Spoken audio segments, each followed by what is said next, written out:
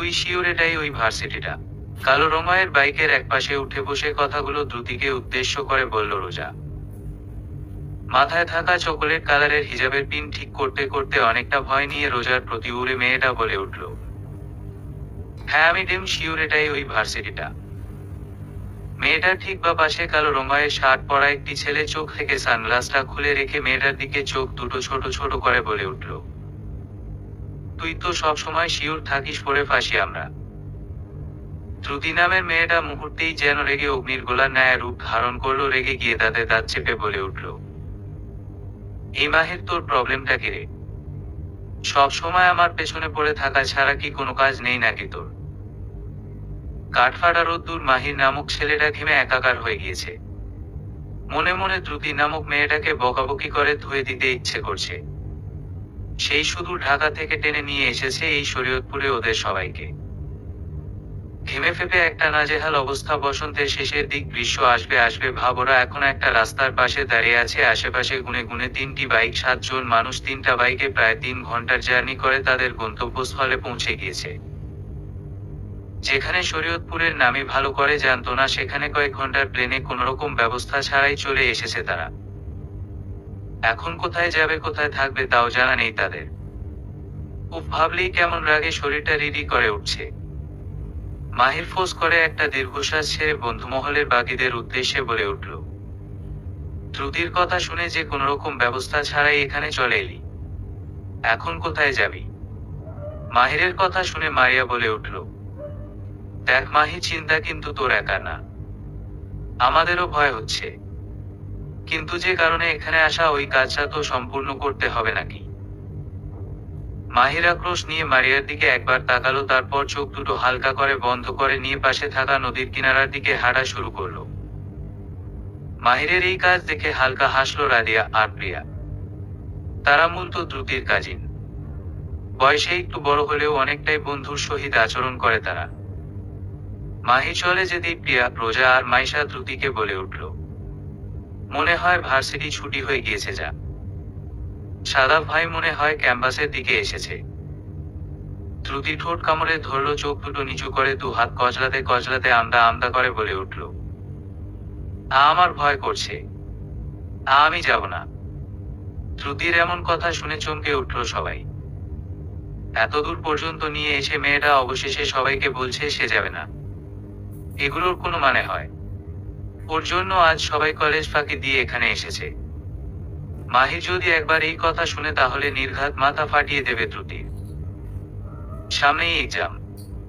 বেচারা তার পড়াশোনা বাদ দিয়ে এখানে এসেছে। এখন যদি আসার উদ্দেশ্যটাই সফল না হয়, তাহলে শুধু শুধু এখানে আসার মানে কি? রোজা রাগী সুরে বলে উঠল, তুই যাবি, সাথে তোর বাপও যাবে। এই বেটার সাথে দেখা করার জন্য আমাদের এখানে টেনে নিয়ে এসেছিস, সবটা প্ল্যানিং তোর ছিল। এখন মাঝপথে এসে বলছিস যাবি না? দ্রুতি বলে উঠল, আমার না কেমন ভয় ভয় করছে, যদি চর মেরে দেয়। মাইশা দ্রুতির কাঁধে হাত রেখে বলে উঠল, সোনিয়ার, কিছু পেতে হলে কিছু খোয়াতে তো হবেই। তুই না হয় কয়েকটা চর খেয়ে খানিকটা মান সম্মান হারালি, কাশের হাতের চর তো চর নয়, যেন অমৃত। আর তুই যদি সাদা ভাইকে সবটা না বলিস, না মানে কথাটা চাপিয়ে যাস, তাহলে ওনাকে জিজু বলার জন্য প্রস্তুতি নে। মাইশার কথা শুনে একরাশ বিরক্তি নিয়ে মেয়েটার দিকে তাকালো দ্রুতি। মেয়েটা পারেও বটে, সবসময় ভয় দেখায়, নয়তোবা থ্রেডের ওপর রাখবেই মেয়েটা ওকে। হালকা ভয় পেয়ে দ্রুতি চমকে গিয়ে খানিকটা জোরে বলে উঠল, এই না না, একদম না। দ্রুতির কথা শুনে রাদিয়া বলে উঠব, কেন না কেন? পানি ছাড়াই শরবত বানিয়ে খেয়ে ফেলবি নাকি তুই? পরিশ্রম করবি না, আবার পারিশ্রমিক চাইতে লজ্জা করে না? দ্রুতি বলে উঠল, তোমরা বুঝতেছ না কেন? আমি। দ্রুতির আর কিছু বলে ওঠার আগেই মার্জিয়া দেখল সাদাফ একটা ছেলের সাথে কথা বলতে বলতে তাদের সামনে দিয়ে হেঁটে যাচ্ছে। তৎক্ষণাৎ মার্জিয়া দ্রুতিকে তার সর্বশক্তি দিয়ে একটা ধাক্কা দিল। মার্জিয়ার এই কাণ্ডে সকলে হালকা হাসল। ইয়ারম্যান সূর্যর সাথে কথা বলতে বলতে হেঁটে যাচ্ছিল সাদাফ। হঠাৎ করে একটা অচেনা মেয়েকে নিজের সামনে দৌড়ে আসতে দেখে চমকে গিয়ে বলে উঠল, আরে আরে, কি করছেন, এভাবে দৌড়াচ্ছেন কেন? সাদাফের ইয়ারমেট সূর্য হালকা হেসে বলে উঠল, দৌড় প্রতিযোগিতায় নাম দিয়েছে মেবি। সূর্যের কথা শুনে সাদাফ সূর্যের দিকে চোখ গরম করে তাকালো। সূর্য আর কিছু বলল না, চুপচাপ ভদ্র ছেলে ন্যায় দাঁড়িয়ে রইল।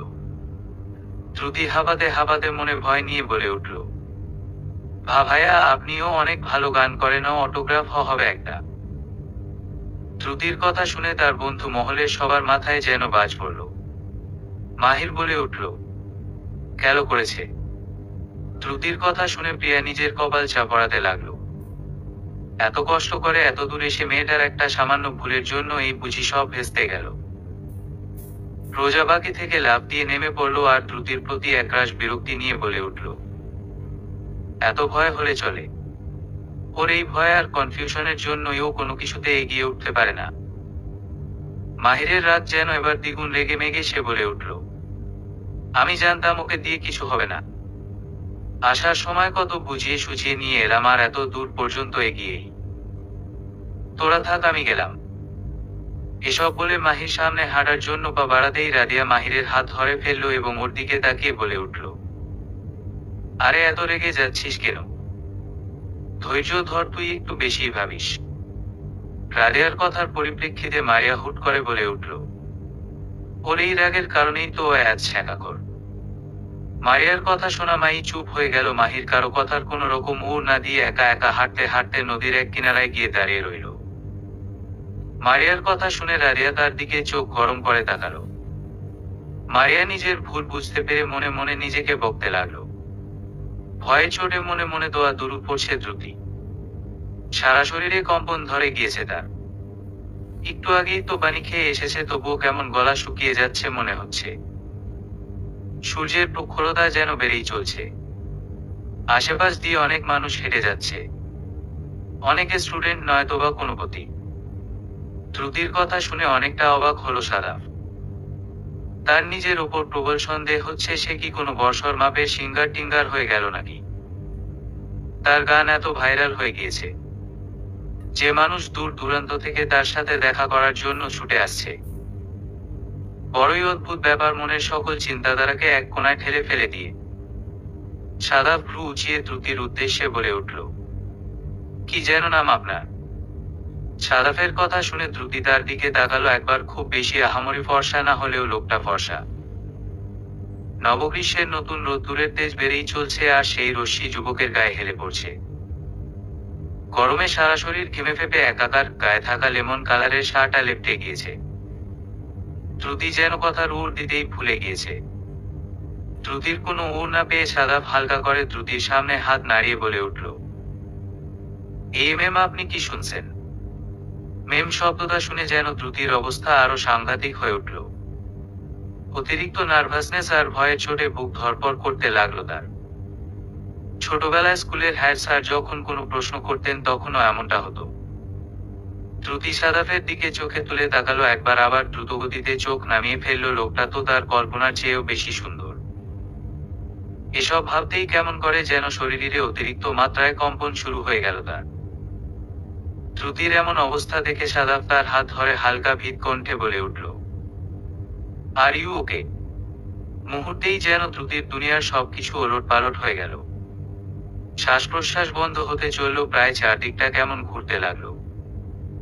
সাফাদের দিকে একবার তাকালো সে, অতঃপর নিজের শরীরের সবটা শক্তি হারিয়ে মাটিতে পড়ে যেতে নিলেই সাদাফ তাকে ধরে ফেলল। দ্রুতি নামক মেয়েটার গালে হাত দিয়ে এবার অনেকটা ভীত কণ্ঠে বলে উঠল, এই যে মেম, আপনি কি শুনছেন? এই যে শুনছেন? দ্রুতি নামক মেয়েটার গালে সাদাফ তার হাত দিয়ে হালকা করে আঘাত করতে করতে বলে উঠল কথাটা। কি একটা ঝামেলা, চেনা নেই জানা নেই, হুট করে যেন বিপদ ওর ঘাড়ে এসেই চেপেছে। এদিকে মেয়েটার নামটাও অজানা। কিছুক্ষণ আগে অতিরিক্ত গরমের কারণে তরতর করে ঘামছিল সাদাফ, আর এখন ঘামছে মেয়েটার কিছু হয়ে গেল কিনা সেই ভয়। চোখ খুলছেই না মেয়েটা, একেবারে নেতিয়ে পড়েছে শরীরটা। কালো রঙের 3 পিস পরা, এর ওপরে চকোলেট কালারের হিজাব। কিন্তু কালোর সাথে তো চকোলেট কালারটা একদমই যায় না। কি ভেবে পড়েছে কে জানে। সাদাফের ভাবনার 13টা বাজিয়ে সূর্য বলে উঠল, কি মামা খালি মেম মেম করতাছো কেন? মেম মেম বলে বলে কি মায়াডারে পড়াইতে চাইতেছো নাকি? মেয়ের তো হুঁশ নাই অজ্ঞান হয়ে গেছে, এমন অবস্থায় পড়াইতে পারবি না দোস্ত। সূর্য দাঁত কেলিয়ে কোমরে দু হাত রেখে কথাগুলো বলল সাদাফকে উদ্দেশ্য করে। সূর্যর কথা শুনে অনেকটা রাগ হলো সাদাফের, এই মুহূর্তে তার সাংঘাতিক রাগ হচ্ছে। ছেলেটার কি আদেও মাথা খারাপ? এমন অবস্থাতেও সে মজা করছে। সাদাফ যে সূর্যের ওপর চরম ভাবে বিরক্ত হচ্ছে তা বুঝতে পেরে সূর্য বলে উঠল, চল মামা মেয়েটাকে নিয়ে হসপিটালে যাই, দেখে অসুস্থ মনে হচ্ছে। দ্রুতি আর সাদাফ দুজনে হাসাহাসি করছে আর কথা বলছে। শুনশান রাস্তা, তবুও মনের মাঝে কতটা শান্তি অনুভব করার মতো অনুভূতিগুলো, সত্যিই অনুভূতিগুলো মারাত্মক সুন্দর। সাদাফের হাতটা শক্ত করে ধরে রেখেছে দ্রুতি। লোকটাকে দেখলেই মনের গহীন কোণে কেমন একটা প্রশান্তির সুতা বয়ে যায়। দ্রুতি তার হাত ওপর দিকে তাকিয়ে একবার লোকটার চোখের দিকে তাকালো। আসলেই লোকটা দেখতে মারাত্মক, চোখগুলো যেন মায়ায় ঘেরা। লোকটার চোখে অদ্ভুত কিছু আছে। বেশ কিছুক্ষণ লোকটার চোখের দিকে তাকিয়ে রইল সে। হুট করেই সে কাশতে লাগলো। ছাইপাস জাতীয় কিছু একটার গন্ধ পাচ্ছে সে। অতিরিক্ত কাশি পাচ্ছে তার। হুট করেই সে চোখ মেলল, নিজেকে আবিষ্কার করলো চার দেয়ালে আবদ্ধ ঘরে। চারপাশটা সাদা, সে শুয়ে আছে একটা সিঙ্গেল বেডে, বিছানার চাদরের রংটাও সাদা, পাশেই একটা ছোট্ট টেবিল, আর কিছুই নেই ঘরটাতে, এই কটা সামান্য সরঞ্জামাদি। কিছুক্ষণ চোখ বন্ধ করে রইল সে। মস্তিষ্ক তাকে জানান দিল সে এখন একটা হসপিটালের কেবিনে আছে। পাশেই বসে আছে তার হৃদয় আহরণকারী সেই পুরুষটি। মুখে তার চিন্তার ভাঁজ, ফ্যানের কৃত্রিম বাতাসে চুলগুলো উড়ছে। হাত একটা সিগারেট। সে এতদিন জানতো না যে লোকটা এসব ছাইপাসও খায়। লোকটার কতস্ব বদ অভ্যেস রয়েছে তা জানা সত্ত্বেও লোকটাকে মারাত্মক ভালো লাগে তার। দিনকে দিন লোকটার ওপর প্রবলভাবে আসক্ত হয়ে পড়ছে সে। শরীরে শক্তি কম, তবুও নিজের সর্বশক্তিকে প্রয়োগ করে উঠে বসার চেষ্টা করতে লাগলো দ্রুতি। হাতে ক্যানেলা লাগানো ছিল, ফলস্বরূপ হাতে চাপ পড়তেই ব্যথায় আর্তনাদ করে উঠল সে। যা সাদাফের কর্ণপথে পৌঁছতেই সে হন্তদন্ত হয়ে দ্রুতিকে বলে উঠল, উফ, তুমি কি কিছু দেখো না নাকি? হাতে ক্যানেলা লাগানো, আমি তো পাশেই ছিলাম, কিছু লাগলে বলতে পারতে আমাকে। দ্রুতি তার চোখ নামিয়ে নিল, ধীরকণ্ঠে বলে উঠল, আপনার হাতে থাকা ওই জিনিসটাতে আমার অ্যালার্জি আছে। দ্রুতির কথা শুনে সাদাফ হালকা লজ্জা পেল। সে কেবিন থেকে বেরিয়ে বারান্দা দিয়ে সিগারেটটা ফেলে দিয়ে ফের কেবিনে ফিরতে নিলেই ডক্টরের সাথে তার দেখা হয়। সাদাফ তাকে জিজ্ঞেস করে, কোনো সিরিয়াস বিষয় নাকি ডক্টর? ডক্টরটি হালকা হেসে উড় দেয়, না তেমন কোনো সিরিয়াস বিষয় না। অনেকটা নার্ভাসনেস, ভয়, আর অনেকক্ষণ যাবৎ কিছু না খাওয়ার ফলে উনি জ্ঞান হারিয়েছেন।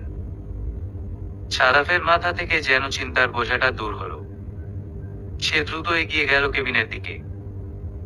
কোথায় গেল মেয়েটা? 5-6 মিনিটের মধ্যে কি হাওয়া হয়ে যাবে নাকি? অত্যন্ত চিন্তিত গলায় কথাগুলো বন্ধুমহলের সবার উদ্দেশ্যে বলল মার্জিয়া। রোজানি চুপ হয়ে বসে আছে, কি করবে সে ভেবে পাচ্ছে না। এমন অচেনা একটা শহরে এসে মেয়েটা হারিয়ে গেল। বাড়ির লোকদের কি উড় দেবে তারা? দ্রুতি তাদের সবার জুনিয়র। মেয়েটা ভীতু টাইপের, কোনো কিছু মুখ ফুটে বলতে পারে না। ছেলে পেলে গুলোও নেই। মাথায় সব ভয়ানক আজে বাজে চিন্তা এসে ধরা দিচ্ছে। আড্ডায় তারা এতটাই মশগুল হয়ে পড়েছিল যে দ্রুতির খবর রাখতেই ভুলে গেছে। ভয়ার্ত চোখে মারিয়া বলে উঠল, ওই ছেলে দুটো ওকে কিডন্যাপ করেনি তো? মারিয়া কথা শুনে অনেকটা চটে গেল। প্রিয়াও বলে উঠল, এসব আজে বাজে কথা মুখে আনবি না বলে দিলাম। সব সময় নেগেটিভটা ভাবিস কেন? পজিটিভটা ভাবতে পারিস না নাকি? মারিয়া প্রিয়ার দিকে তাকিয়ে বলে উঠল, কিভাবে ভাববো পজিটিভটা? ছেলেগুলোর সাথেই তো দ্রুতি ছিল। এখন দ্রুতিকেও পাওয়া যাচ্ছে না, ছেলেগুলোও হাওয়া। দিন দুনিয়ার খবর কি রাখো না নাকি? আশেপাশে কি সব ঘটছে জানো না তুমি? মারিয়ার কথায় রেগে যাচ্ছে প্রিয়া। চোখ বন্ধ করে নিজের রাগ দমানোর প্রচেষ্টা করছে সে। কিছুক্ষণ বাদেও বলে উঠল, পি পজিটিভ মারু, দ্রুতির কিছুই হবে না। মারিয়া মুখ বাঁকিয়ে বলে উঠল, হ্যাঁ হ্যাঁ, এখন তো পজিটিভ হতেই বলবা তুমি। তোমার লাইফে পেয়েই ও এত দূর এসেছে, এখন দেখো কি হচ্ছে। পেলে তো নমুনা। মারিয়ার এমন খাপ ছাড়া কথায় যেন প্রিয়া নিজের রাগ দমাতেই পারল না। উল্টো তার রাগ যেন বেড়েই চলছে। প্রিয়া মারিয়ার দিকে রাগী দৃষ্টিতে তাকিয়ে বলে উঠল, জাস্ট শাট আপ মারিয়া, তুই এবার বেশি বেশি করছিস। এই তোরা এমন তর্ক করছিস কেন? যা হবে ভালো কিছুই হবে, এতে এত হাইপার হবার প্রয়োজন নেই। দ্রুতি একটু ভূতি, তবে ও বোকা না। আর এমন সময় তর্ক না করে সমাধান খোঁজ। ঝগড়া করে নিজেদের মাঝে ঝামেলা বাঁধিয়ে লাভ আছে? মাহিরার মাইশা তো ওকে খুঁজতে গিয়েছে নাকি? রাদিয়ার কথা শুনে চুপ হয়ে রইল মারিয়া। একবার প্রিয়ার দিকে তাকালো সে। অতঃপর নিজের ভুলটা বুঝতে পেরে মুখটা ছোট করে লজ্জায় নত হয়ে বলে উঠল, সরি, আমার তোমার সাথে এভাবে কথা বলাটা ঠিক হয়নি। প্রিয়া হাফ ছেড়ে হালকা মুচকি হেসে বলে উঠল, ইটস ওকে বেবি, তুই তো আমার ছোট, আমার আর একটু সাবধান হওয়া দরকার ছিল।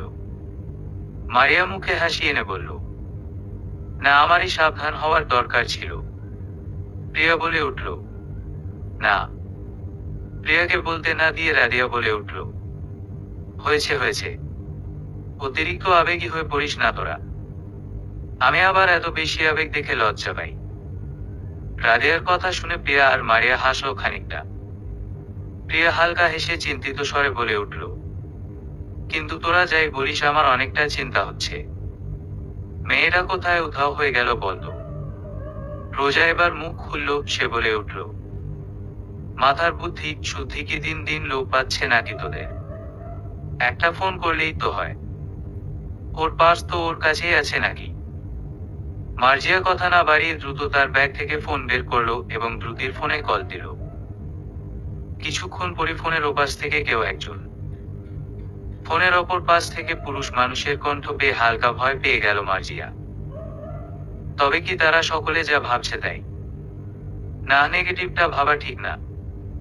পর মুহূর্তেই ওপাশ থেকে মোটা স্বরে কেউ একজন বলে উঠল, আসসালামু আলাইকুম, কে বলছেন?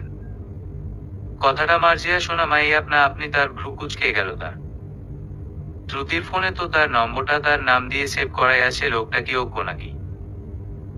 মার্জিয়া নরম গলায় বলে উঠল, আমি মার্জিয়া, দ্রুতির ফ্রেন্ড। ফোনটা কি তাকে দেয়া যাবে? সূর্য এক হাত দিয়ে ফোন কানে ধরে আরেক হাত কোমরে রেখে কথা বলছে। সে বুঝতে পারছে না এই দ্রুতিটা আবার কে। সূর্য তার মতো করে বলে উঠল, আরে মামা, এই দ্রুতিটা আবার কোন ক্ষেতের আলু? সূর্যের কথা শুনে ভেবাচাকা টাইপ মুখ হয়ে গেল মার্জিয়ার। এ লোক বলছেটা কি? আলু পটল দিয়ে তার কি? মার্জিয়া এবার হালকা কেসে বলে উঠল, আসলে আপনি যার ফোনটা আছে তার নামে দ্রুতি। দ্রুতি একটা মানুষের নাম। এতদিন দ্রুত শুনে এসেছে দ্রুত লেখো, দ্রুত পড়, দ্রুত খা, আর এখন দ্রুতি মানে দ্রুতর ফিমেল ভার্সন। নামটা তো জোস আনকমন। আচ্ছা, তার যদি মেয়ে হয় তাহলে তার নাম কি রাখবে? শক্তি না ভক্তি? এসব ভাবতে ভাবতে সূর্য বলে উঠল, 38 না 43 হবে না, মনে হয় 40। হ্যাঁ 40, এটা নিয়ে 40 নম্বর। কি সব কাউন্ট করছেন? সূর্য ফোনের ওপাশ থেকে বলে উঠল, আরে এটা কত নম্বর ক্লাস, তাই কাউন্ট করছি। এ যুগে মানুষ কত না নাম আবিষ্কার করে। আচ্ছা, আপনার নামটা কি যেন? মার্জিয়া ভাবলো লোকটার কি মাথার তার ছেঁড়া নাকি? কিছু করা কথা শোনাবে ভাবলো সে, তারপর ভাবলো না থাক, কারো মনে এভাবে কষ্ট দেয়াটা ঠিক নয়। লোকটা হয়তোবা একটু সহজ সরল, তাই এভাবেই কথা বলে। এসব ভেবে মার্জিয়া ছোট করে বলে উঠল, আমার নাম মার্জিয়া।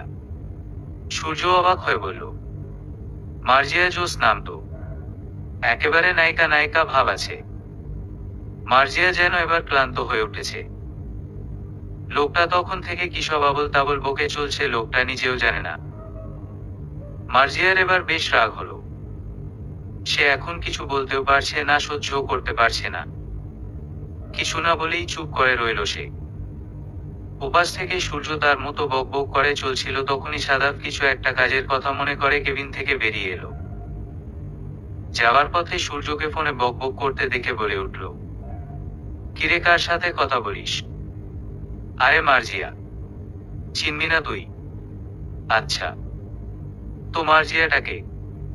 সূর্য ফোনটা হাত থেকে নামিয়ে বলে উঠল, ওই যে দ্রুতি আছে না, যে মেয়েটা এখন তোরে দেখে ফিল্মি স্টাইলে তোর কোলের ওপর ধপ করে পড়ে গেল।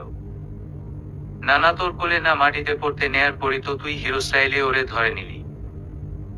ক্যাসিন থাকি আর বলবো তোরে মামা। সূর্য কথা শুনে কিছু একটা বুঝতে পেরে সূর্যর হাত থেকে ফোনটা নিয়ে নিল সাদা। অতঃপর সে মার্জিয়ার সাথে কথা বলতে বলতে কেবিনের দিকে পা বাড়ালো। পরন্ত বিকেল, দুপুর বেলার রোদের প্রখরতা অনেকটা কমে গিয়েছে। আশেপাশে কত গাছ গাছালি, পাশেই বয়ে চলছে নদী। ট্রেনের ধক ধক ধক ধক আওয়াজ কিছুক্ষণ পর পরই হাত দিয়ে যাচ্ছে। সূর্যের হালকা মিষ্টি কিরণ এসে রাঙিয়ে দিচ্ছে দ্রুতির গা। মাথাটা ট্রেনের জানালায় হেলান দিয়ে বাহিরের পরিবেশ উপভোগ করছে দ্রুতি। তার সাথে মার্জিয়া বসে আছে। মাহির, প্রজা সহ বাকিরা আলাদা করে চলে যাচ্ছে।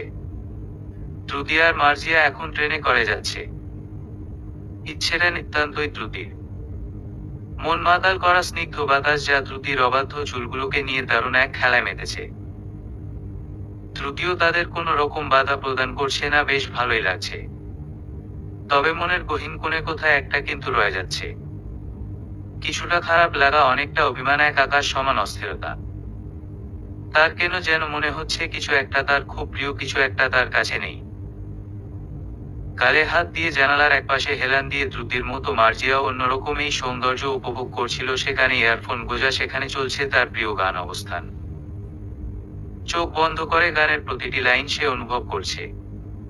বেশ ভালোই লাগছে। হঠাৎ কিছু একটা মনে হতেই সে চোখ খুলে তাকালো। কান থেকে একটা ইয়ারফোন সরিয়ে নিয়ে দ্রুতির আরেকটু কাছে গিয়ে তার পাশে ঘেঁষে বসল। একবার দ্রুতিকে ভালোভাবে পর্যবেক্ষণ করে নিয়ে আলতো করে তার কাঁধে এক হাত রাখল। এতে দ্রুতি তার দিকে ফিরে তাকালে মার্জিয়া তার ভ্রুকুটি করে নরম গলায় প্রশ্ন করল, কিরে, মন খারাপ? বড্ড খারাপ লাগছে দ্রুতির। অজানা কষ্টেরা এসে হানা দিচ্ছে তার কোমল মনে। খারাপ লাগারা একসাথে সব দলা পাকিয়ে আসছে। মার্জিয়ার কথার কোনো প্রকার ওর দিল নাও। শুধু শান্ত দৃষ্টিতে একবার ওর দিকে তাকালো, অতঃপর মার্জিয়ার কাঁধে মাথা রাখল। ফের জানালার বাহিরে সেই অপরূপ দৃশ্য দেখতে লাগলো। মার্জিয়া খেয়াল করেছে দ্রুতির চোখে হালকা স্পষ্ট পানি ভাসছে। হয়তোবা কিছুক্ষণ পরই টুপ করে গড়িয়ে পড়বে। মার্জিয়া হালকা হলেও বিষয়টা আজ করতে পেরেছে। কেন দ্রুতির মন খারাপ? মার্জিয়া দ্রুতির মাথায় হালকা করে হাত বুলিয়ে দিতে দিতে বলে উঠল, কি হয়েছে পিচ্চু বুড়িটার? দ্রুতি ঠোঁট ফুলিয়ে মার্জিয়ার দিকে একবার তাকালো, তখনই টুপ করে গাল বেয়ে গড়িয়ে পড়ল কয়েক ফোঁটা জল। সে মার্জিয়াকে উদ্দেশ্য করে বলে উঠল, আমি জানি না কেন খারাপ লাগছে, কিন্তু অনেক অস্থির লাগছে। মনে হচ্ছে আমার হ্যাপিনেসটাকে দূরে কোথাও রেখে এসেছি। আমার এখন কিছুই ভালো লাগছে না। দ্রুতির ভাঙা গলার স্বর শুনে হালকা হাসলো মার্জিয়া, তার গালে হাত দিয়ে বলে উঠল, আর আর কি কি ফিলিংস হচ্ছে? দ্রুতি চোখ মুছে বলে উঠল, ওখান থেকে ফিরে আসার পর থেকেই খারাপ লাগছে। জায়গাটাকে বড্ড আপন মনে হচ্ছে। জায়গাটার মায় পড়ে গেছি আমি। মার্জি হালকা শব্দ করে হেসে বলে উঠল, আচ্ছা, তখন যে সাদা ভাইকে প্রপোজ করতে গেলি, প্রপোজ করতে গিয়ে ওনার প্রেমে না পড়ে শেষমেশ তার গানের প্রেমে হাবুডুবু খেলি, লাইক সিরিয়ালি। ছায়া যখন ভাইয়া। কথাগুলো একদমে বলেই হু হু করে হেসে উঠল মার্জিয়া। মেয়ে শেষ পর্যন্ত এসে পছন্দের লোকটাকে ভাইয়া বলে সম্বোধন করেছে, কথাটা মনে পড়লেই কেমন না চাইতেও পেট ফেটে হাসি চলে আসছে মার্জিয়ার। হাসতে হাসতে এক পর্যায়ে তার পেট ব্যথা শুরু হবার উপক্রম। মার্জিয়া হাসি লুকোনোর জন্য মুখে হাত দিয়ে দ্রুতিকে প্রশ্ন করে উঠল, কিরে, মুখ ফুলিয়ে রেখেছিস যে বড়? দ্রুতি মুখ ফিরিয়ে দু হাত ভাঁজ করে মার্জিয়ার দিকে তাকিয়ে বলে উঠল, তো কি করব? লোকটা সামনে এলেই আমার অনেক ভয় হয়, আর এই ভয়ের চোটে হাত জোরে জোরে বিট করা স্টার্ট করে দেয়। আর এক পর্যায়ে এমন অবস্থা হয়, মনে হয় যে আমার হার্ট বুঝিয়ে এই বুক থেকে পালিয়ে গেল। আর এত নার্ভাসনেস, ভয়ের চোটে আমি কি করে সাহস জোগাবো? আর তুমি আমাকে যেভাবে ধাক্কা দিয়েছিল, আমি ডাইরেক্ট ওনার সামনে গিয়ে পড়েছিলাম। আর ওই অবস্থায় কোনো উপায় না পেয়ে তো মার্জিয়া দ্রুতির আরো একটু কাছে গিয়ে তার মুখটা দ্রুতির কানের কাছে নিয়ে ফিসফিস করে বলে উঠল, আমার কি মনে হয় জানিস? দ্রুতিও মাথা নিচু করে ফিসফিস করে প্রশ্নের ভঙ্গিমায় বলে উঠল, কি? মার্জিয়া দ্রুতির কানের কাছে মুখ নিয়ে আবারও ফিসফিস করে বলে উঠল, ইউ আর ইন লাভ। মুহূর্তেই দ্রুতির মুখটা কেমন যেন গ্লাস করতে লাগলো। আর কেটে গিয়েছে প্রায় 2টা মাস। দ্রুতি সহ তার বন্ধুরা ঢাকায় চলে এসেছে, এক্সামের প্যারাও শেষ। যে যার মতো করে সময় কাটাচ্ছে। পার্ট টাইম জব করে বাড়ি ফিরছিল দ্রুতি। আজই একটু বেশি দেরি হয়ে গিয়েছে। মাগরিবের আজান দিয়ে দিয়েছে, সেই কখন নিশ্চিত আজ তার নামাজা কাজা হবে। বাড়িতে ফিরলে আচ্ছা মতো মামি কতক্ষণ বকবে, এইসব ভাবতে ভাবতেই বাড়ির রাস্তার দিক দিয়ে হেঁটে যাচ্ছিল সে। সামনেই পড়ল মসজিদ, মাইকের আওয়াজে সুমধুর তেলাওয়াত শোনা যাচ্ছে। বোঝা যাচ্ছে সবাই নামাজ পড়ছে। বাড়িতে ফিরতে লাগবে আরো মিনিট 19-এর মতো। বাড়ির রাস্তাটা অনেকটাই দূরে এখান থেকে। দ্রুতি আবার টাকা খরচ করতে চায় না। রিক্সা ভাড়া 45 টাকা, বাসে করে 20 টাকা দিয়েই আসা যায়। তবে সে আসবে না, তার ইচ্ছেগুলোই এমন উদ্ভট। বাড়ি ফিরে মামা আর মামির বাঁকা খাবার জন্য প্রস্তুতি নিচ্ছে সে। প্রায় কাছাকাছি এসে পড়েছে এখান থেকে বাড়ির রাস্তা 15 মিনিটের, তবে সামনের গলিটা একটু অন্ধকার। আজে বাজে ছেলেপেলেরা আড্ডা দেয় এখানে। বিশেষ করে সুজন নামের একটা ছেলে প্রায় বিরক্ত করে তাকে। এখানকার আজে বাজে ছেলেপেলেদের লিডার বললে চলে। বাড়িতে তাই সব সময় দ্রুত ফিরতে চায় দ্রুতি, কিন্তু মাঝে মাঝে কাজের চাপ হালকা বেশি থাকায় তা আর হয়ে ওঠে না। কাঁধে থাকা সাইড ব্যাগটার চিকন ফিতাটাকে হাত দিয়ে চেপে ধরল দ্রুতি। মনে হালকা সাহস সঞ্চয় করে দোয়া দুরূদ পড়তে পড়তে দ্রুত হাঁটতে লাগলো। কিন্তু কথায় আছে না, যেখানে বাঘের ভয় সেখানেই সন্ধ্যা হয়। দ্রুত করে হেঁটে গলিটা পার হতে নিলেই কেউ একজন বলে উঠল, কি সুন্দরী, কই যাও তুমি? দ্রুতি কিছু না বলে দ্রুত হাঁটতে লাগলো। সে এমন ভান করলো যেন সে কথাগুলো শুনছেই না। আহ, আরে আমি সুজন, ভুইলা গেলা নাকি আমারে? আমারে ভুললে চলবো? যে তোমারে ভালোবাসে তারেই ভুইলা যাও। কামড়া মোটেও ভালা না। সুজন তার নাম না বললেও দ্রুতি জানতো যে লোকটা সুজন। দ্রুতি কিছু না বলে চুপচাপ হেঁটে চলছে। ভয় আবারও হৃদস্পন্দন বেড়ে গিয়েছে তার। হুট করে কেউ শক্ত করে হাত ধরল। স্পর্শটা ছিল অন্যরকম, অনেকটা বাজে। শিউরে উঠল দ্রুতির সারা শরীর। দ্রুতি কাঁপা কাঁপা গলায় বলে উঠল, হাত ছাড়ুন। সুজন দাঁত বের করে শব্দ করে হেসে দিয়ে বলে উঠল, হাত তো ছাড়ার লিগা ধরি নাই। দ্রুতি হাত ছাড়ানোর ব্যর্থ চেষ্টা করতে লাগলো, আর তা দেখে যেন অন্যরকম এক পৈশাচিক আনন্দ পাচ্ছে সুজন। মেয়েরা যখন ভয়ে এমন ছটফট করে তার কাছে এই দৃশ্যটা মারাত্মক লাগে। জোরাজুরি করার এক পর্যায়ে ছিটকে পড়ল দ্রুতি। পায়ে থাকা একটা জুতো অন্যদিকে ছিটকে পড়ল। রোডের ওপর হাতগুলো ধপ করে পড়ার ফলে হাতটা ভালোভাবে জখম হয়েছে। হাত ছিঁড়ে গিয়ে রক্ত গড়িয়ে পড়ছে এখন। ব্যথা নিয়ে কোনো রকমে ব্যাগটা হাত তুলে নিয়ে হাঁটা ধরতেই কোথা থেকে যেন একটা কাচের টুকরো এসে বিঁধে গেল তার পায়ে। সময় যেন কাটছে না, ধীর হয়ে গেছে তার গতি। আশেপাশে কোনো মানুষ নেই। কপালের একটা পাশ ছিঁড়ে গিয়ে নীল হয়ে গিয়েছে। তাও দ্রুত হাঁটার চেষ্টা করছে সে। কিন্তু সে বোধহয় ব্যর্থ। জীবনের সব চাওয়া পাওয়া, আকাঙ্ক্ষা, ইচ্ছেগুলোর সমাপ্তি বোধহয় এখানেই।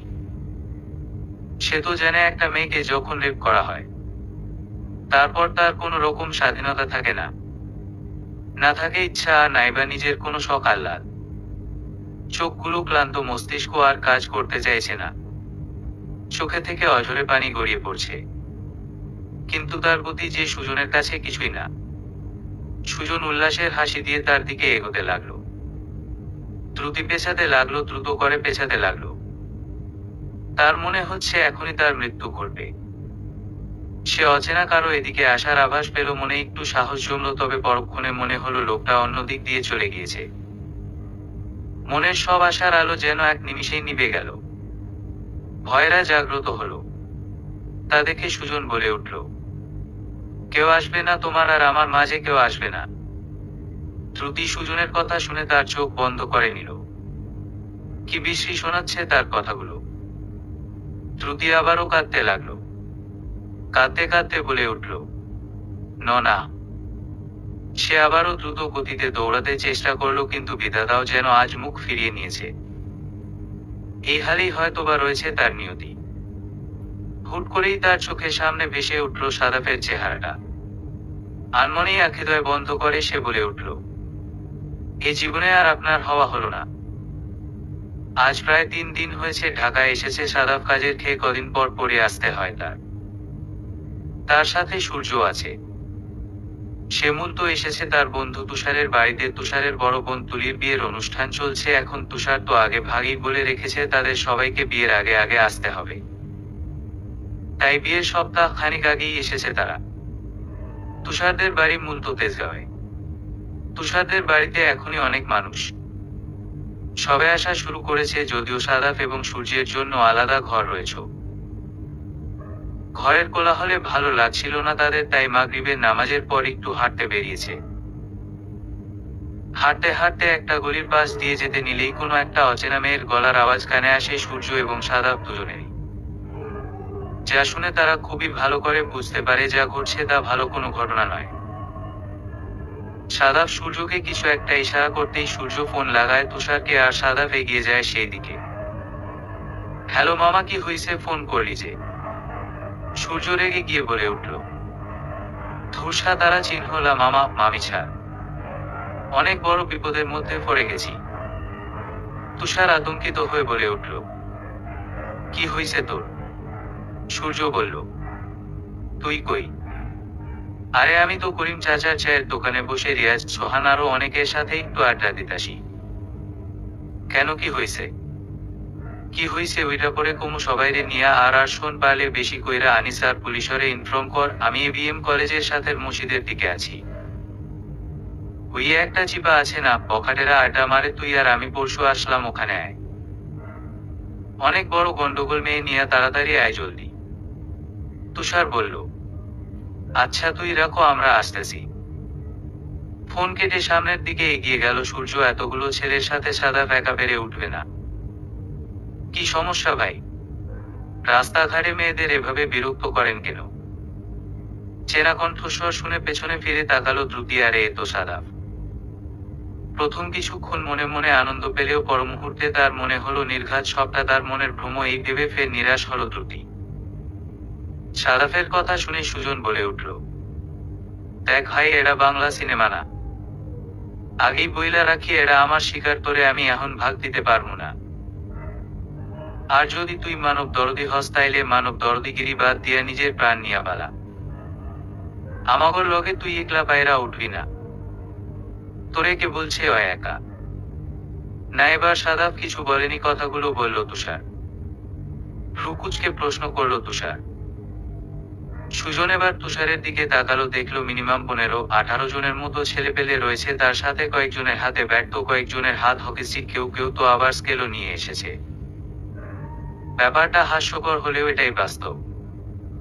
সুজন তুষারদের দিকে একবার দেখে আরেকবার নিজেদের দিকে দেখলো। তারা মায় 3 জন, 18 জন ছেলের সাথে তারা কখনোই পেরে উঠবে না, আর সাদাফ সূর্য মিলে 20 জন। এই ভেবেই অনেকটা ভয় পেল সুজন আর তার সাঙ্গপাঙ্গরাও। হঠাৎ চোখের সামনে এত কিছু ঘটতে দেখে নিজেকে সামলে নিতে পারল না দ্রুতি। হুট করেই তার কান্নার বেগ বেড়ে গেল। সবকিছু ভুলে দ্রুত করে গিয়ে সাদাফকে জড়িয়ে ধরলো। সে হু করে কেঁদে দিল। মনে হচ্ছে এই লোকটাই তার এক মাছা। সবচেয়ে নিরাপদ সে এই লোকটার কাছে। দ্রুতি কাঁদছে, খুব করে কাঁদছে। সাদাফ আনমনেই দ্রুতির মাথায় হাত বুলিয়ে দিল। তুষার ইশারায় সাদাফকে বলল, তুই ওকে ওর বাড়িতে দিয়ে আয়, বাকিটা আমরা দেখছি। তুষারের কথা মতো সূর্য আর সাদাফ মিলে দ্রুতিকে নিয়ে একটা রিকশায় উঠল। সাদাফ খেয়াল করলো দ্রুতি নড়ছে না, হালকা ভয় পেল সে। পরবর্তীতে দেখলো দ্রুতি নিঃশ্বাস নিচ্ছে। বুঝতে আর বাকি রইল না, মেয়েটা ফের জ্ঞান হারিয়েছে। কিন্তু এবার কারণটা পুরোপুরি ভিন্ন। অনেকটা ভয় আর বেশ আঘাত পাওয়ার ফলে সে অজ্ঞান হয়ে গিয়েছে। সাদাফ ভাবল, কি একটা অবস্থা, মেয়েটা তার সংস্পর্শে আসলেই অজ্ঞান হয়ে যায়। আশপাশটা অন্ধকারাচ্ছন্ন। কালো আকাশের বুকে ছোট ছোট তারা নামক নক্ষত্ররা জ্বলজ্বল করছে। বা রিক্সা চলছে দ্রুত গতিতে। শহরের মানুষগুলো প্রায়ই ব্যস্ত থাকে। আজও তার ব্যতিক্রম নয়। যে যার মতো ব্যস্ত। রাতের প্রকৃতির মুক্ত বাতাস মুড়িয়ে দিচ্ছে সাদাফের সারা শরীর। পাশেই তার বুকে মাথা দিয়ে ঘুমিয়ে আছে দ্রুতি নামক রমণীটি। ঘুমিয়ে আছে বললে ভুল হবে, কারণ সে তো এখন অজ্ঞান। রিকশাওয়ালা লোকটি গন্তব্যে এসে পৌঁছেছেন। চাকার গতি ক্রমশই কমতে লাগলো। চাকার গতি ধীর দেখে সাদাফ তার মাথার ডান দিকে ঝুলে থাকা সাইনবোর্ডটির ওপর তাকালো। টিউলিপ নামটি জলজল করছে সেখানে। রিকশাওয়ালার ভাড়া মিটিয়ে তারা চলে গেল ডক্টরের উদ্দেশ্যে। কে বলছেন? এত সহজেই ভুলে গেলে চলে? বাংলা ডিপার্টমেন্টের স্টুডেন্টগুলো এত ভোলা মনের হয় কেন বুঝি না। নিজের ঘরে চুপচাপ বসে ছিল মার্জিয়া। কিছুক্ষণ আগেই তার মায়ের সাথে কথা কাটাকাটি হয়েছে তার। এর মাঝেই আবার সূর্যের ফোন আর তার উদ্ভট সব কথাবার্তা। মার্জিয়া ক্ষীণ স্বরে বলল, কাজের কথা থাকলে বলতে পারেন। দ্রুতিকে নিয়ে আমরা টিউলিপে আছি। ওর বাড়ির ঠিকানা কিছুই জানি না। কিভাবে কি করব ভেবে পাচ্ছি না।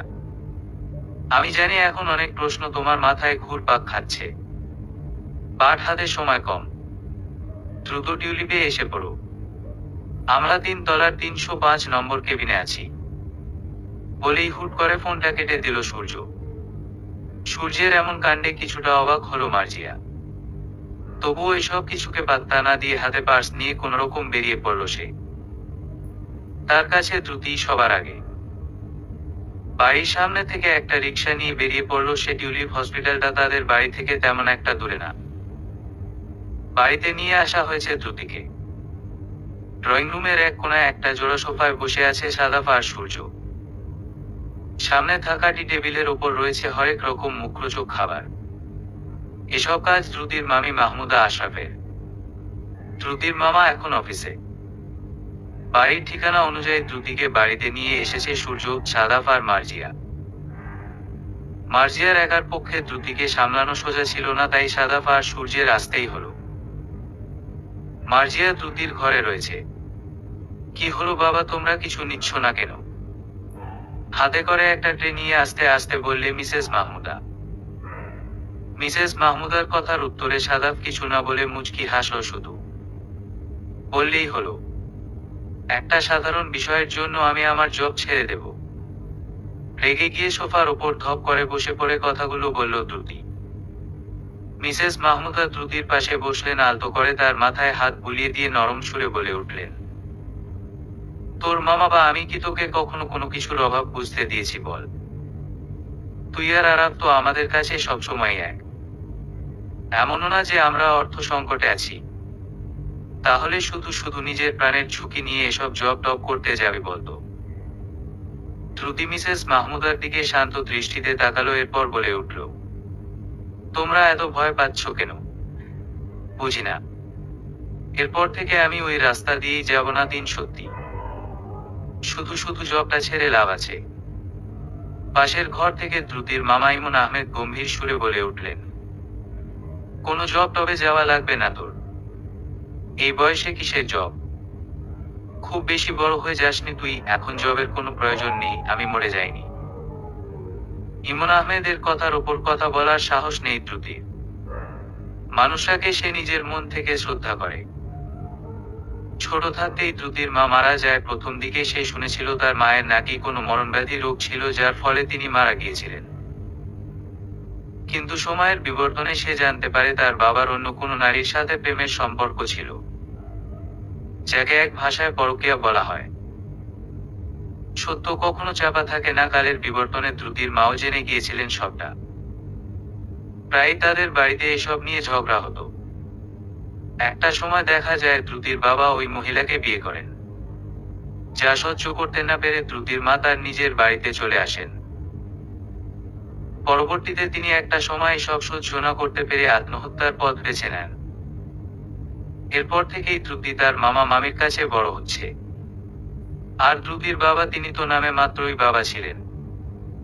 সেই ঘটনার পর আর তার কোনো খোঁজ পাওয়া যায়নি। দ্রুতির মায়ের এই ঘটনা দ্রুতির মনে পড়লে তার অন্তর থেকে শুধু একটা দীর্ঘশ্বাস বের হয়। বাবা নামক মানুষটার প্রতি তার প্রবল ঘৃণা জন্মিয়েছে। চলার পথে বাবার প্রয়োজনও নেই। কেউ যখন তার বাবা বা মায়ের কথা জিজ্ঞেস করতো বা কেউ যখন হাসতে হাসতে বলতো, কেন তোর মা এটা করে না, তোর মা ওটা করে না, তোকে বকে না, কথাগুলো দ্রুতির মনে প্রবলভাবে দাগ কেটে দিত। পানসে মুখে সে বলতো, আমার মা নেই। কথাটা বলাটা যতটা সহজ, কথাটার অর্থটা ততটাই নির্মম আর তার চেয়ে দ্বিগুণ কঠিন। পরিবার এমন একটা জিনিস যার অভাব পরিবার বাদে কেউ তা পূরণ করতে পারে না। মাঝে মাঝে দ্রুতির ভাবতেও অবাক লাগে, তার বাবা তো তার মাকে ভালোবেসে বিয়ে করেছিল, বিয়ের 3 বছরের মাথায় হঠাৎ কি থেকে কি হয়ে গেল। আসলেই মানুষের ভালোবাসার ধরন বদলায়, বদলায় তার রূপ। ভালোবাসতে তো সবাই জানে, কিন্তু সে ভালোবাসাকে যত্ন করে নিজের কাছে ধরে রাখতে কজনই ব্যাপারে। কজনই ব্যাপারে সেই একটা মানুষের মায়াতেই শেষ বয়সের সময়টা অব্দি পার করে দিতে। ভালোবাসা জিনিসটাই আবেগ, তবে তা ধরে রাখতে হয়। আবেগকে তুচ্ছ বলে ছেড়ে দিলে সে আবেগে ভালোবাসা হয় না। নিজের মায়ের শেষ পরিণতির কথা ভাবলেই বুক কেঁপে ওঠে তার। সে তো হালকা হলেও সেই যন্ত্রণায় ঘেরা অনুভূতিগুলোকে অনুভব করতে পারে, সহ্য করার মতো নয় তা অসহনীয় অনুভূতিগুলো। আর তার মা, সে কিভাবে দিনের পর দিন এসব সহ্য করেছে কে জানে।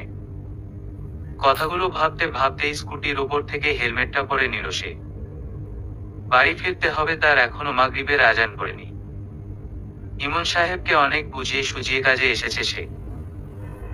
তবে ইমন আহমেদ তাকে শর্ত দিয়ে বসেছেন, তার দেয়া স্কুটি করেই তাকে সব স্থানে যেতে হবে। আজকাল তো আবার মেয়েদের কোনো স্থানেই নিরাপত্তা নেই। আধুনিক সমাজে আজকাল নিরাপত্তার বড্ড অভাব। বাড়িতে আজ দ্রুত ফিরতে হবে তার। বাদ মাগরিবে আবার মিসেস মাহমুদার ছোট বোন মাকসুদার বড় ছেলে ঈশানের গায়ের হলুদ, সেখানে যেতে হবে তাদের। যদিও দ্রুতি মানা করেছিল, তবুও তার মামি তাকে জোর করে নিয়ে যাচ্ছে সেখানে। তার মতে একা একা ঘরে বসে দ্রুতি কি করবে। বিয়ে বাড়িতে গেলে সবার সাথে একটু আনন্দ ফুর্তি করলে মন মেজাজ দুটোই ভালো থাকবে। সবার সব ধরনের কথা বার্তা ভাবতে ভাবতেই বাড়ির সদর দরজার সামনে পৌঁছে গেল সে। দেয়ালের উপরে সাদা পাথরের ওপর খোদাই করে গোটা গোটা অক্ষরে লেখা জল সিঁড়ি আবাসিক। কালো রঙের কেচিকেট থেকে তালা খুলে স্কুটিটা ভেতরে নিয়ে আবার তালা দিয়ে দিল সে। অতঃপর কালো রঙের ব্যাগটা ভালো করকাদে উঠিয়ে নিয়ে লিফটের দিকে পা বাড়ালো। ফাল্গুন চৈত্রের মাঝামাঝি সময়, বাংলা মাসের 13 তারিখ। সূর্য ডুব দিয়েছে আকাশ নামক বিশাল নদীর মাঝে। সূর্যের এমন কাণ্ডে বিকেলের হয়তোবা অনেক রাগ হয়েছে, তাই সেও চলে গিয়েছে কোনো এক অজানায়। তার ফাঁকে চলে এসেছে আধারে ঘেরা সন্ধ্যা নামক কালো রঙের রমণী। পরিবেশ সেজেছে অন্যরকম রূপে। সন্ধ্যার মতো দ্রুতিও সেজেছে, তবে অন্যরকম করে। কাঁচা হলুদ রঙের লেহেঙ্গা, অবাধ্য চুলগুলো বরাবরের মতোই অশান্ত। হালকা সাজে ভালোই লাগছে মেয়েটাকে। হাতে হলুদের ডালার সাথে নানা রকমের জিনিসপত্র, একটা ছোট বাটিতে কিছু দান, পাশের আরেক কৌটায় কিছু আগাছা টাইপের কিছু। ও বাড়ি থেকে নাকি ছেলেরা এসেছে বরের গায়ে হলুদ ছোঁয়ানোর পরই সে হলুদ কনেকে ছোঁয়াতে হবে, এমনটাই নাকি হয়ে আসছে তাদের পরিবারে। পাশেই রয়েছে মার্জিয়া, চোখে মুখে রাগ তার উপচে পড়ছে। তার হাতে নাম না জানা হলুদ ফুলের ডালা। সেও হলুদ রঙের লেহেঙ্গা পরেছে, চুলগুলো খোপা করা। সিঁড়ি বেয়ে বেয়ে ওপরে উঠতে উঠতে হাতের কনুই দিয়ে দ্রুতির পেটে গুঁতো দিল সে। রেগে গেলে এমনটাই করে। দ্রুতি হালকা ব্যথা পেল, ব্যথায় চোখ জোড়া বন্ধ করে। চোখ গরম করে তাকালো মার্জিয়ার দিকে। মার্জিয়া ভেঙচি কাটল। অতঃপর বলে উঠল, সব কাজেই আমাকে নিয়ে আসতে হয় তোর। এমন নয় যে বিয়েটা তোর মামির বোনের ছেলের বিয়ে, এখানে আমাকে টানার কি আছে। দ্রুতি বলে উঠল, সিরিয়াসলি? তোর মনে হয় আমি তোকে ডেকেছি? যদি মনে করে থাকিস তাহলে তুই সম্পূর্ণ ভুল। এ কাজ তোর জানে জিগার আন্টির, সেই তো আমাকে বলল তোকে ফোন দিয়ে নিয়ে আসতে। আমার কি ঠেকা পড়োসে নাকি যে তোরে আমি বলতে যাব? মার্জিয়া অবাক হলো। মুখের অবাকের রেশ কাটেনি এখনো। বলে উঠল, সত্যি আন্টি করেছে এমনটা? এত অবাক হবার কিছু নেই, দ্রুত চল, অনুষ্ঠান শুরু হয়ে যাবে তো।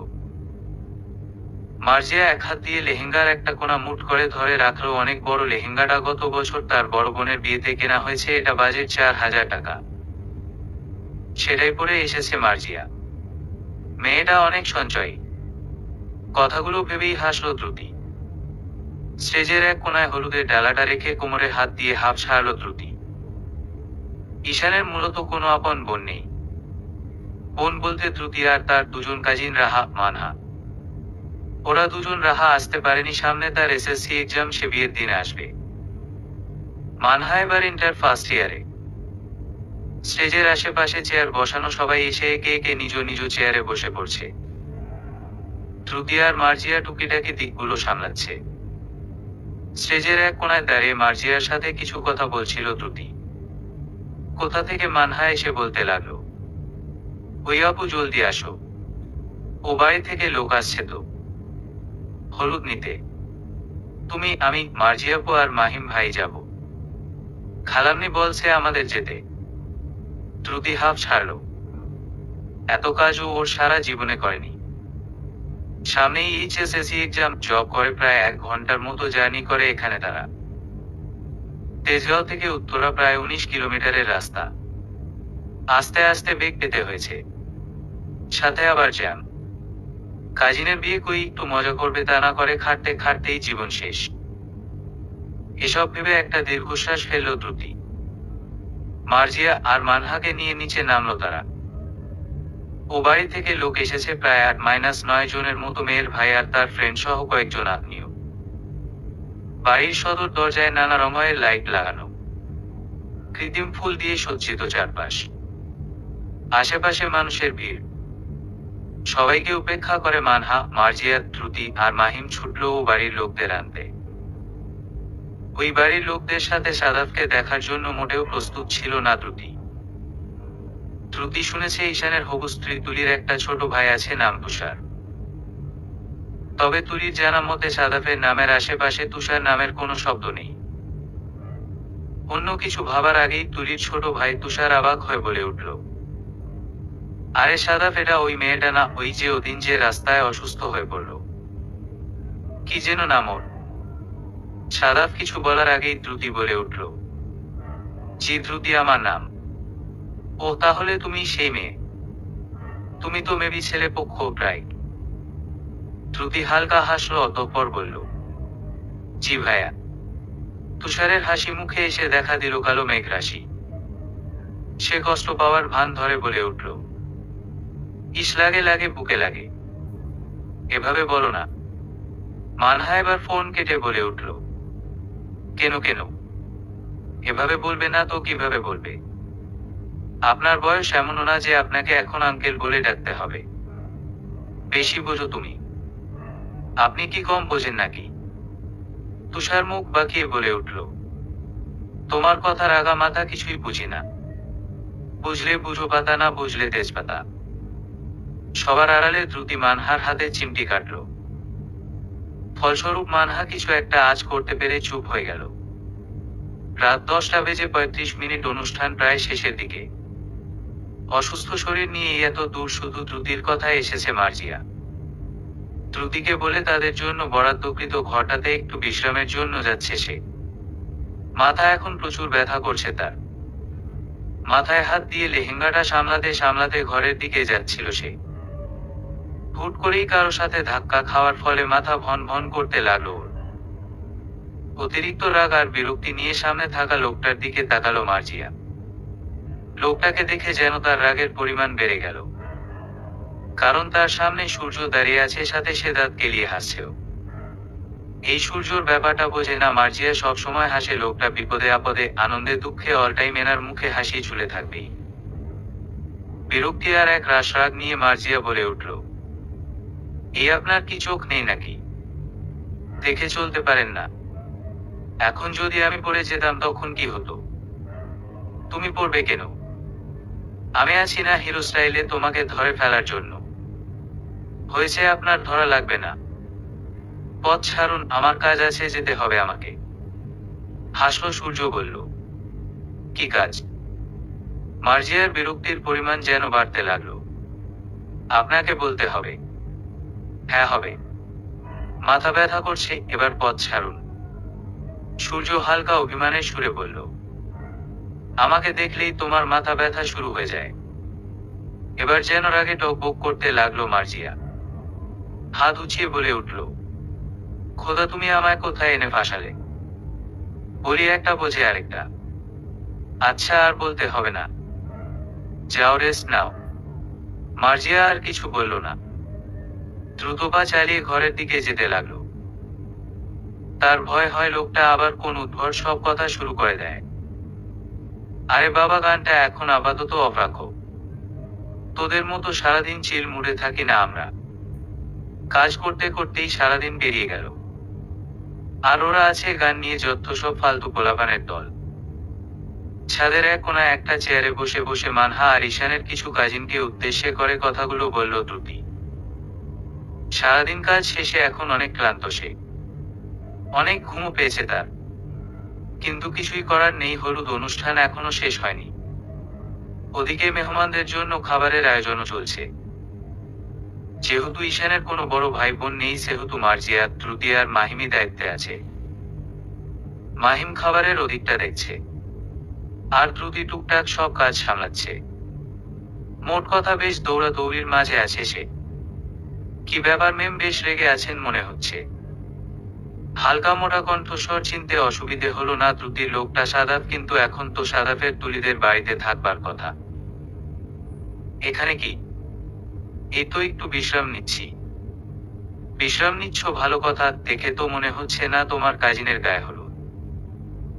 বলেই দ্রুতির গালে হলুদ লাগিয়ে দিল কিছুটা। সাদাফের এমন কাণ্ডে অনেকটা অবাক হলো দ্রুতি। অবাকের চরম সীমানায় পৌঁছে গিয়েছে সে। সাদাফ মুচকি হেসে স্থান ত্যাগ করলে। দ্রুতি চেয়ার থেকে উঠে দাঁড়ায়, অতঃপর নিজের গালে হাত দিয়ে দাঁড়িয়ে থাকে। তার যেন বিশ্বাসই হচ্ছে না স্বয়ং সাদাফ তার দিকে মুচকি হেসেছে। দ্রুতির হাত এবার তার গাল থেকে মুখে গিয়ে পৌঁছালো। সে কিছু একটা ভেবে লজ্জা পেয়ে হাসল। অতঃপর চেয়ে রইল সাদাফের যাওয়ার পানে। শাড়িটা পরে আয় দেখি। দ্রুতির মামির কথা শ্রবণ করা মাত্রই দ্রুতির মামির দিকে তাকালো দ্রুতি। স্বাভাবিকভাবেই তার চোখ পড়ল মামির হাতে থাকা একটা লাল টুকটুকে শাড়ির উপর। তাতে শাড়ির রংটা গাঢ়, কিছু কাজ করা গাঢ় লালের মাঝে ধূসর রঙের। আর এই দেখ, এই গয়নার সেটটাও সুন্দর, আমি তোর জন্য নিজে পছন্দ করে কিনে এনেছি। নেনে জলদি তৈরি হয়ে পড়। মামির কথা শুনে হাসল দ্রুতি। কিছু না বলেই মুচকি হেসে মাহমুদ আর দ্রুতির মামি হাত থেকে শাড়িটা নিয়ে চলে গেল। দেখো তো কেমন লাগছে আমাকে। বিয়ে বাড়ির নানান কাজ, ঘর দোর গোছ কাজ করার দায়িত্বটা পড়েছে মিসেস মাহমুদার ওপর। ঘরের জিনিসপত্রগুলো ঠিকঠাক আছে কিনা। দ্রুতির কথায় দ্রুতির দিকে ফিরে তাকালেন তিনি। লাল টুকটুকে শাড়িটাতে বেশ মানিয়েছে তাকে। মিসেস মাহমুদা দ্রুতির দিকে এগিয়ে গেলেন। বললেন, কিছু জিনিসের কমতি আছে। বলেই ড্রেসিং টেবিলের মধ্য থেকে একটা কাজলের পেন্সিল বের করে হালকা করে পরিয়ে দিলেন দ্রুতিকে। হালকা গোলাপি রঙের লিপস্টিক দিয়ে রাঙিয়ে দিলেন দ্রুতির ঠোঁট দুটি। এবার শান্ত দৃষ্টিতে দ্রুতির দিকে তাকালেন তিনি। ছোটবেলায় এমন করে বউ সাজিয়ে দিতেন মেয়েটাকে তিনি। ছোট দ্রুতি আজ কত বড় হয়ে গিয়েছে, এই ভেবেই হালকা হাসলেন। বললেন, এবার লাগছে আমার দ্রুতির মতো। দ্রুতি হাসল। ওপাশ থেকে মার্জিয়ার হাঁক এলো। এই দ্রুতি যাবে না? অনুষ্ঠান তো শুরু হয়ে গেল। এই মেয়েটাও না সব কাজে দেরি করবেই। শাড়িটা খানিকটা ওপরে উঠিয়ে দ্রুত পায়ে ছাদের উদ্দেশ্যে হাঁটতে লাগলো দ্রুতি। তার পায়ের উপর নুপুরের সৌন্দর্য যেন বেড়ে গিয়েছে। তোমার অনুভূতিগুলোকে একটা নাম দেয়া যায়, একটা পবিত্র সম্পর্কে তুলে ধরা যায়। সে সম্পর্কের ভাগিদার আমি হতে পারি। দ্রুতির সামনে দাঁড়িয়ে আছে সাদাফ। কিছুক্ষণ আগের কথাগুলো যে সাদাফের ছিল তা ভেবেই কেমন কেঁপে উঠছে। চোখ দুটি নিচু। সাদাফের কথার উত্তর তার কাছে থাকা সত্ত্বেও সে যেন কথা বলতে পারছে না। মানহা, মার্জিয়া সহ বাকিরা বারবার বলছে হ্যাঁ বলে দিতে। দ্রুতিও খুব করে বলতে চাইছে লোকটাকে বৈধ করে পেতে চায় সে, কিন্তু তার অতিরিক্ত ভয় আর লজ্জার কারণে সে এখনো কিছুই বলতে পারছে না। হঠাৎ করেই মাথা ঘুরে উঠল দ্রুতির। সে কপালে হাত দিতে নিতেই সাদাফ বলে উঠল, দয়া করে এবার আর অজ্ঞান হবে না। দ্রুতি সাদাফের চোখে মুখে অন্যরকম স্নিগ্ধতা, আর তার সেই মন কাড়া হাসি। দ্রুতি তার চোখ দুটি বন্ধ করে নিল, জোরে জোরে শ্বাস নিতে লাগলো। অতঃপর বলে উঠল, আমি গুছিয়ে বলতে পারি না। আমি জানি না আপনাকে আমি ভালোবাসি কিনা, তবে আপনাকে আমার ভালো লাগে। দ্রুতি চোখ মেলল না, চুপটি করে দাঁড়িয়ে রইল। সাদাফ হাসল। মার্জিয়া সহ মাহির, প্রজা, মারিয়া একে একে সবাই বেরিয়ে এলো। সবাই একসঙ্গে বলে উঠল, সারপ্রাইজ কি শুধু তুই দিতে পারিস? আমরা পারি না। সারপ্রাইজ? দ্রুতি চোখ মেলল, হাসল সে। দ্রুতি বাকিদের উদ্দেশ্যে বলে উঠল, আসলেই তোরা আমি তাই তো বলি, হুট করে কিভাবে কি? মানহা বলে উঠল, আমাকে দেখো, সব ক্রেডিট কিন্তু আমার হোক। সূর্য বলে উঠল, এই তাহলে আমার কোনো ক্রেডিট নেই নাকি? আমিই তো আন্টিকে বলে রাজি করালাম। বাকিরা ভ্রু কুঁচকে সূর্যের দিকে তাকিয়ে বলে উঠল, ও তাহলে তো আমরা জলে ভেসে এসেছি তাই না? সূর্য মাথা চুলকে বলে উঠল, না না, তোমরা জলে ভেসে আসবে কেন? মানহা বলে উঠল, স্টপ স্টপ গাইস, নিউ কাপলদের জন্য একটা গান তো হতেই পারে নাকি? অবভিয়াসলি, তুমি ঠিক বলেছ। সূর্যের কথা শুনে মানহা হাসল। বাকিদের দিকে তাকিয়ে বলে উঠল, তো যাদের নিয়ে আমাদের এই স্টোরির শুরু, তারাই না হয় আমাদের গান উপহার দিক। সাদাফ হেসে বলে উঠল, তোমাদের সূর্য কিন্তু গিটার টিটারও ভালো বাজায়, গানের কথা না হয় নাই বললাম। এবার সবাই সূর্যকে চেপে ধরল। সূর্য বেচারা সাদাফকে ফাঁসাতে গিয়ে নিজেই ফেসে গিয়েছে। অনেক বুঝিয়েও না পেরে গান ধরল। সাথে আছে ঈশানের গিটার। ভেজা সন্ধ্যা, অঝোর বৃষ্টি, দূর আকাশে মেঘের প্রতিভূমি, বাদলে ঘিরেছে আকাশ, বইছে বাতাস, আড়ালে দাঁড়িয়ে তুমি আর আমি। হয়নি বলা কোনো কথা, শুধু হয়েছে অনুভূতি। হয়নি বলা কোন কথা, শুধু হয়েছে অনুভূতি। হালকা আধার দিচ্ছে ঘিরে, আবছা আলো নিচ্ছে ছুঁয়ে, অল্প করে হোক না শুরু, ভালোবাসা এক অনুবিরু।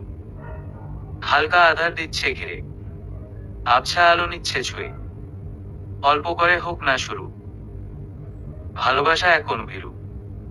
হয়নি বলা কোনো কথা, শুধু হয়েছে অনুভূতি। যাচ্ছে সময় পিছু, বলবে কি মন কিছু, নিবিড়ে এই ভালোবাসা, জড়ানো কিছু আশা। যাচ্ছে সময় পিছু, নিবিড়ে এই ভালোবাসা, জড়ানো কিছু আশা। হয়নি বলা কোনো কথা, শুধু হয়েছে অনুভূতি। আকাশে চাঁদের অর্ধাংশ জ্বলজ্বল করছে। বিকেলে কিছুটা বৃষ্টির আভাস পাওয়া গিয়েছিল, বিধায় রাতটা এমন শীতল। প্রতিটি রাতই সুন্দর হয় যদি মানুষগুলোর মনে আনন্দ থাকে আর থাকে ভালো লাগা। পূর্ণতার রাতগুলো সত্যিই সুন্দর হয়। দ্রুতির জন্য আজ এই রাতটা পূর্ণতার। সে আকাশের দিকে তাকিয়ে আছে, মুখে হালকা হাসি লেগে রয়েছে। ছোট্ট জীবনটাতে কত কিছু কখন ঠিক কিভাবে ঘটে যায় তা আমরা কেউই ভালোভাবে বলতে পারি না। মাত্র 3 ঘন্টা আগেও দ্রুতি জানতো না তার জীবনের সবচেয়ে সুন্দর দিন হবে এই দিনটা। দ্রুতি তার মামির কথা প্রথমে বুঝতে পারেনি। উনি এভাবে ওকে সারপ্রাইজ দিবে কে জানতো? আর সাদাফ লোকটা কিভাবে দেখবে এখন ওকে ভাবতেই ওর কেমন লাগছে। লজ্জায় সামনেই যেতে পারছে না ও সাদাফের। মার্জিয়া সহ বাকি ফ্রেন্ড আর মামা মামি যে ওকে এমন সারপ্রাইজ দেবে তা কল্পনায়ও ভাবতে পারেনি দ্রুতি। পুরোটা বিয়েটা একটা প্ল্যানিং ছিল, যদিও ঈশান আর তুলির বিয়েটাও ভালোয় হয়ে গিয়েছে, তবে বিয়ে দুইটো হবে তা দ্রুতি ছাড়া বাকি সবাই জানত। তাই তো মানহা খালি মুখ টিপে টিপে হাসছিল আর জিজ্ঞেস করলে বলছিল, আপু তোমাকে সুন্দর লাগছে। প্রথমে দ্রুতির সন্দেহ হলেও পরে বিষয়টাকে তেমন পাত্তা দেয়নি সে। এত কাজের চাপে বাকি কথা ভাবার সময় কই। হঠাৎ কেউ একজন বলে উঠল, কি ভাবা হচ্ছে? কণ্ঠটা সাদাফের, তা বুঝতে ভুল হলো না দ্রুতির। সে আকাশের দিকে তাকিয়ে বলে উঠল, এই তো ভাবছি আপনারা কি করে এত প্ল্যানিং করলেন, তো কি খুঁজে পেলে এত ভেবে সেবে? দ্রুতি হালকা শব্দ করে হেসে বলে উঠল, কিছুই না। সাদাফ দ্রুতির দিকে তাকিয়ে বলে উঠল, তুমি শব্দ করে হাসলে তোমাকে বেশি সুন্দর লাগে।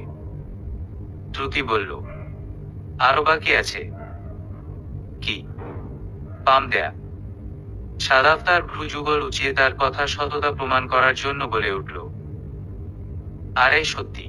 দ্রুতি বলল, হয়েছে বুঝলাম, এবার বলেন তো কি, কয়টা মেয়ে ফ্রেন্ড আছে? সাদাফের মুখটা চুপসে গেল হুট করে। চারদিকে একবার তাকিয়ে বলে উঠল, ওই তো 7-8টার মতোই হবে। আরে জাস্ট ফ্রেন্ড। দ্রুতি বলল, হুম, মেয়ে ফ্রেন্ডদের সাথে না মেশাই ভালো। ব্যাপার না। সেটাই তো ব্যাপার না। দ্রুতি কিছু বলল না, হাসলো শুধু। সাদাফ হুট করে দ্রুতির একটা হাত ধরল। আচমকা সাদাফের এমন কাণ্ডে হালকা অবাক হয়ে দ্রুতি সাদাফের দিকে তাকিয়ে তার আরেক হাত নাড়িয়ে বলে উঠল, কি? সাদাফ তার শার্টের পকেটে হাত ঢুকিয়ে বলে উঠল, কিছু একটা মিসিং আছে, ওয়েট। পকেট থেকে শুভ্র রঙের একজোড়া রেশমি চুড়ি বের করে সাদাফ দ্রুতির হাতে তা পরিয়ে দিল। বলল, বেমানান লাগছে। কে জানতো শাড়ির সাথে ধূসর রঙের পার থাকবে। আমার তো ভালোই লাগছে। তাই। হুম। বলেই দ্রুতি সাদাফের বুকে মাথা রেখে আকাশের দিকে তাকিয়ে রইল। যে লোকটাকে নিজের করে চেয়েছিল বিধাতা, তাকে আজ সেই লোকটাকে উপহার দিয়েছে। পূর্ণতা পেল তার অনুভূতিগুলো। হয়তোবা এই ভালো লাগার অপর নাম ভালোবাসা, নয়তোবা ভালো লাগাই ভালোবাসায় রূপ নেবে। এভাবেই খুনসুটি ভালো লাগা ভালোবাসায় পূর্ণতা পেল একটি স্নিগ্ধ রাত। সমাপ্ত।